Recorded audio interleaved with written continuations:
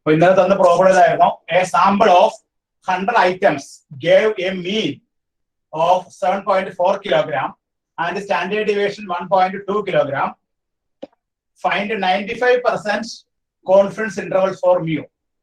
95% confidence interval കണ്ടുപിടിക്കാനാണ് question ചോദിച്ചിരുന്നത്. അപ്പൊ ഇവിടെ തന്നിരിക്കുന്നത് n എന്ന് പറഞ്ഞാൽ 100 ആണ്. സാമ്പിൾ സൈസ് ലാർജ് സാമ്പിൾ ആണ്. n is equal to 100.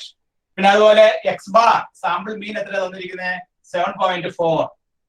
Then standard deviation yes നമുക്ക് സാമ്പിൾ സ്റ്റാൻഡേർഡ് ഡീവിയേഷൻ തന്നിരിക്കുന്നത് 1.2.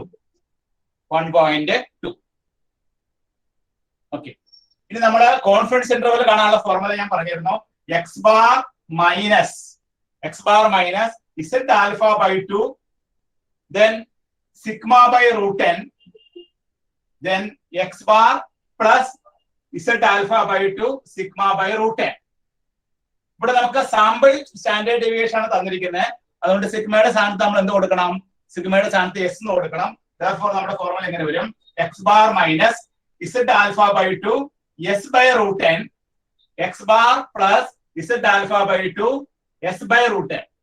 നമുക്ക് തന്നിരിക്കുന്നത് സാമ്പിൾ സ്റ്റാൻഡേർഡ് ഡീവിയേഷൻ ആണ്. അവിടെ സിഗ്മയ്ക്ക് വേറെ നമ്മൾ എസ് കൊടുക്കുന്നു. ഇനി ഇതിലുള്ള വാല്യൂസ് സബ്സ്റ്റിറ്റ്യൂട്ട് ചെയ്താൽ മതി. എക്സ് ബാറിന്റെ വാല്യൂ എത്രയാണ്?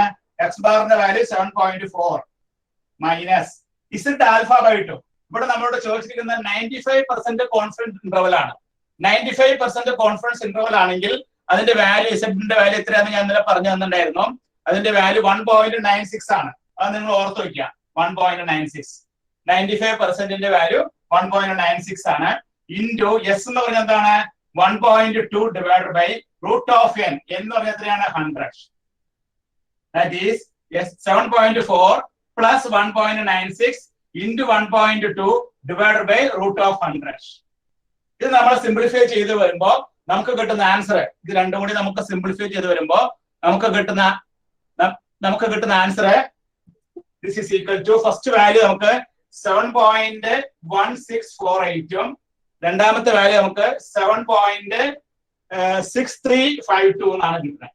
ഇതാണ് നമ്മുടെ കോൺഫിഡൻസ് ഇന്റർവൽ. അപ്പൊ നമ്മുടെ കോൺഫിഡൻസ് ഇന്റർവൽ നമുക്ക് കിട്ടി. കോൺഫിഡൻസ് ലിമിറ്റ്സ് ഏതൊക്കെയാണ്?